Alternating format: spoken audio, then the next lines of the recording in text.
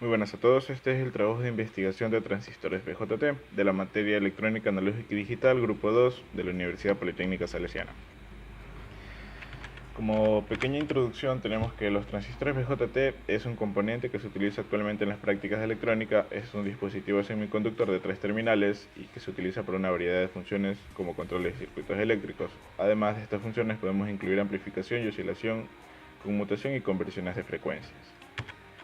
Como objetivo general de esta exposición es definir y explicar la constitución de los transistores de unión bipolar BJT, y como específicos podemos tener estudiar y enumerar los tipos de transistores que pueden existir, explicar el tipo de encapsulado que utilizan cada transistor dependiendo de la necesidad, realizar el cálculo de la disipación de calor que estos generan. Como tipos de transistores de unión BJT tenemos que puede ser de materiales PNP o NPN, o pueden ser también los transistores de efecto de campo como JFET, MOSFET y MESFET. Como tenemos las siglas en inglés BJT, que serían Bipolar Junction Transistor, es el término que refleja el hecho de que los huecos y los electrones participan en el proceso de inyección hacia el material polarizado de forma opuesta. Las características de estos está en su constitución interna, como podemos tener dos tipos PNP o NPN, que en este caso un PNP sería una zona de material tipo N en el medio y dos zonas de material tipo P en los extremos, o puede ser NPN, que en la mitad puede ser un material P y en sus extremos un material tipo N. Como podemos observar en el sustrato de silicio, que sería un encapsulado de un transistor, tenemos tres tipos de materiales: N, que sería en este caso emisor, base tipo P y colector tipo N, este sería un NPN. Ahora, como tenemos las dos concepciones de los transistores, tenemos el NPN, el PNP, que cada uno tiene tres terminales: emisor, base, colector, pero lo que los diferencian de estos son sus símbolos y siglas y su conducción de corriente. En el caso del PNP, la corriente entra por el I, el emisor, y sale por el I de base y la I de colector. En caso de NPN es totalmente diferente. La corriente entra por el I de colector, el I de base y sale por el emisor. Las partes de estos, como ya lo podemos observar, el emisor en este caso es una región muy dopada, ahí con la indicación de P. Cuanto más dopaje, mayor corriente. La base es muy estrecha y poco dopada para que tenga un lugar de poca corriente. La recombinación de la misma: todas las corrientes que provienen del emisor pasa a colector, como veremos en la zona más adelante. El colector es una zona menos dopada que el emisor. Esto sería todo como los tipos de PNP y NPN. A continuación vendría los transistores tipo MOSFET. Los cuales tenemos que presentar en video. Mi tema es transistores MOSFET. Transistores MOSFET, Metal Oxide Semiconductor Fuel Effect Transistor, los transistores de efecto de campo metal de óxido semiconductor, que en 1930 el físico astronómico Julius Edgar Röntgen desarrolló en forma teórica la estructura y funcionamiento de los transistores de efecto de campo. En comparación entre los MOSFET y los BJT, el funcionamiento de los FET se basa en el movimiento de un solo tipo de portadores, mientras que los BJT participan en dos tipos de portadores en cada configuración. Con la tecnología actual, el MOSFET es el elemento fundamental en la fabricación de los circuitos integrados. Su proceso de fabricación más simple, pudiéndose colocar más de 200 millones de un chip. Con los MOSFET es posible complementar los circuitos integrados sin necesidad de otros componentes como resistentes o condensadores. Tenemos aquí la estructura del MOSFET del canal N. Entonces los cuatro terminales de la estructura del MOSFET son las siguientes: el punto G, tenemos puerta o gate, la P es substrato o body, D es drenador o drain, S fuente o source. Como podemos ver, S, G, N, B. Tenemos la estructura del MOSFET tipo de emisión del canal N. Se fabrica de un sustrato tipo P, pot B. Se confunden dos regiones, N positivo alternamente dopada, source drain. ¿Cuáles serían? Source drain serían fuente y drenador. Se hace crecer una capa fina entre 2 y 50 del dióxido de silicio, que es un aislante corriente entre el área de source y drain, en el cual depositarle metal sobre ella define el terminal gate G, y se deposita para crear otros 3 terminales S, D y B. Funcionamiento del MOSFET de reacción de canal N. Hay 2 juntas PN entre el drain y el sustrato, en otro el source o el sustrato, que en el principio permanecen polarizadas en inverso, por lo que entran en el funcionamiento del dispositivo. Si voltaje en gate entre drain y source, hay 2 diodos espalda con espalda en la circulación de la corriente. Aunque se aplique el voltaje entre drain y source, la resistencia del orden es por 10 a 12 ohmios. Se aplica voltaje entre gate y source, los huecos de la región P hacia abajo, quemando la reacción de vaciamiento, el descubrimiento de iones aceptados. El voltaje de gate positivo atrae electrones de las regiones N positivo, creando un canal tipo N. El canal tipo N se crea invirtiendo la capa superior del sustrato de tipo P al tipo N, llamado también capa de inversión. El MOSFET de enriquecimiento del canal P, los portadores son los huecos. Los voltajes VGS y VCD son negativos. Las ecuaciones para la región de triodo de la región de saturación son las mismas. Inicialmente los PMOS denominan el mercado y luego desarrollan NMOS más pequeños y rápidos que necesitan voltajes de fuente menores. Los PMOS están presentes en la estructura de MOSFET complementarios o CMOS de la tecnología dominante de hoy en día. Como pueden ver, aquí en el transistor están los huecos, los electrones, simbología circuitales. Para el NMOS, el enriquecimiento MOSFET del canal N, tenemos de la siguiente forma: el G, el T, el source, el B, tenemos lo que G, P, S, D, G, is, D. Para los PMOS, el enriquecimiento del MOSFET del canal P, tenemos que es el inverso del MOSFET del canal N. Tenemos por los MOSFETs, aquí tenemos como ejemplo, tenemos los valores de las resistencias para que el MOSFET opere a medida de 4 mA en vez de 5 voltios, los parámetros del VTH de 0.7 voltios con 100 mA, el L de 1 microfarad, igual a 32, considere que grande es igual a 0. Entonces tenemos la siguiente resolución. Tenemos aquí esto viene a ser el tipo LG. Entonces tenemos lo siguiente y va resolviendo, y teníamos que vamos resolviendo que el VGS, el RS, el RD, y tenemos el VGS de 1.8 voltios, el RC 3.5 kiloohmios, el RD 5 kiloohmios. Bueno, esto sería todo lo que puedo compartir durante los transistores MOSFET, y esto sería todo. Muchas gracias. Buenos días, ingeniero. Buenos días, compañeros. A continuación les voy a hablar sobre el tema de la exposición. A mí me tocó el tema de lo que es encapsulados. Ahora vamos a ver lo que son los transistores por fuera. Están encapsulados de diferentes formas y tamaños, dependiendo de la función que vayan a desempeñar. Hay varios tipos de encapsulados estándar, y cada encapsulado tiene una asignación de terminales que puede consultarse en un catálogo general de transistores. Se llama encapsulado el soporte físico, o mejor dicho, la estructura donde se va a colocar el silicio. Además, este sirve de protección a las juntaras del semiconductor para no exponerlas ni tampoco dañarlas al medio ambiente en el que se vaya a trabajar.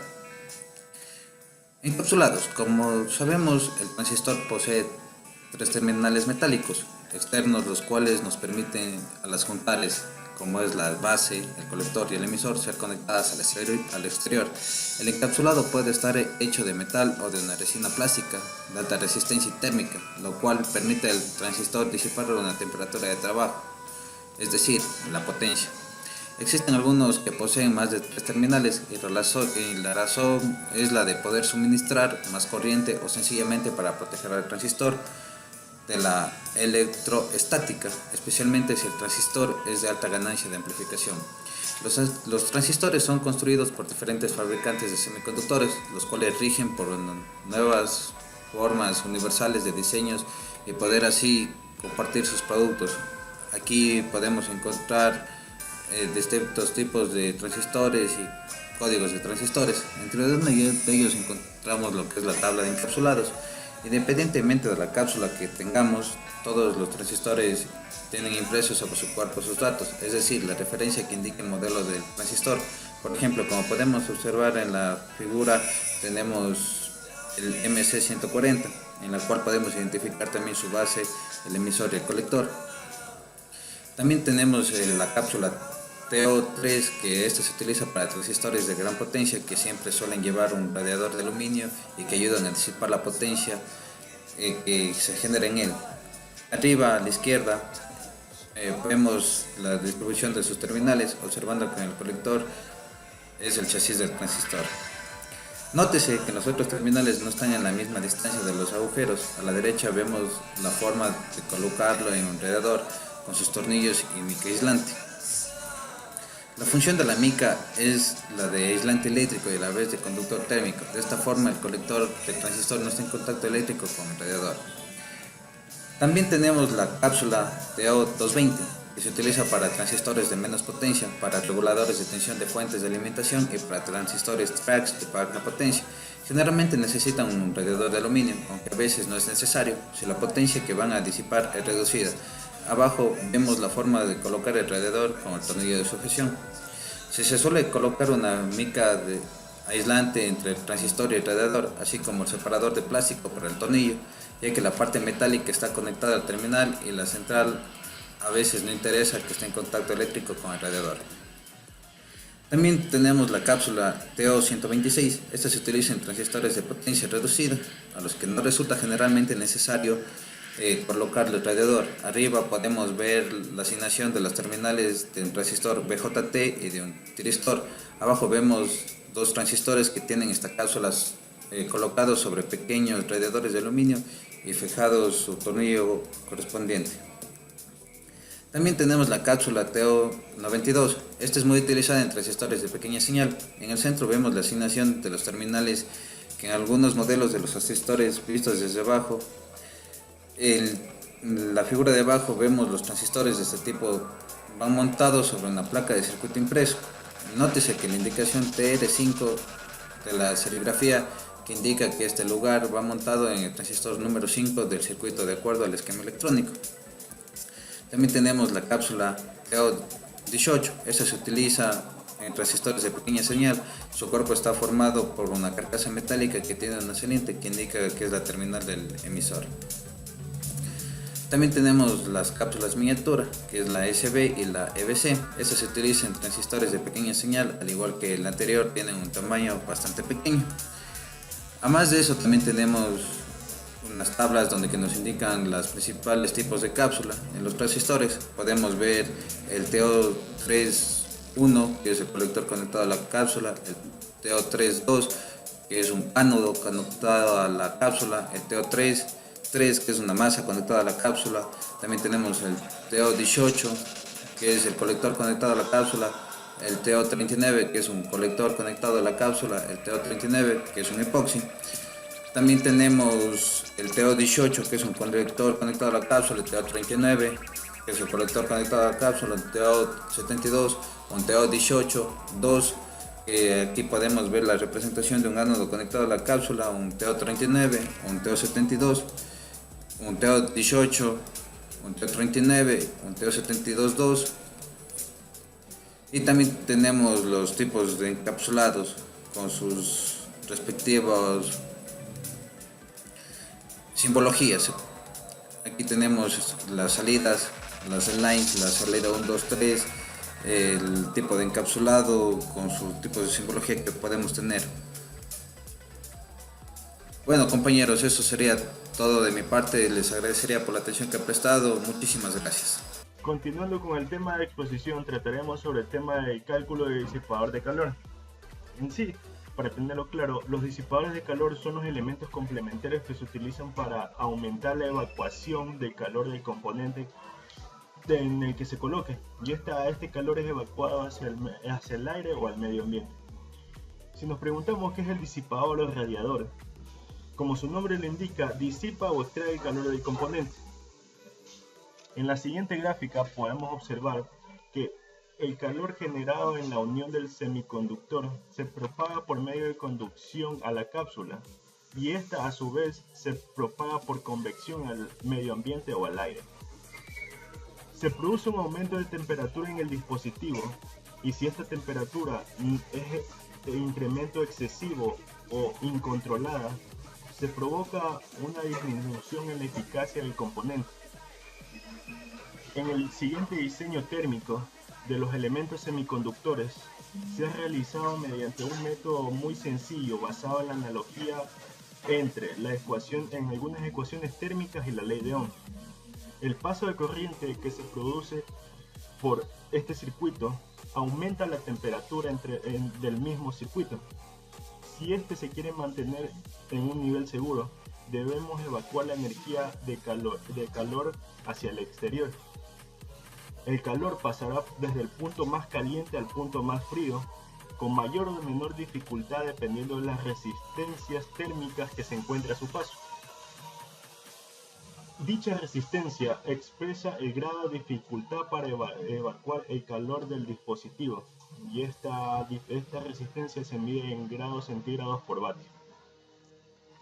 Nos preguntamos, sí, pero ¿realmente necesito colocar un disipador? Supongamos que en cierto tipo de componente semiconductor queremos saber si se necesitará o no un disipador.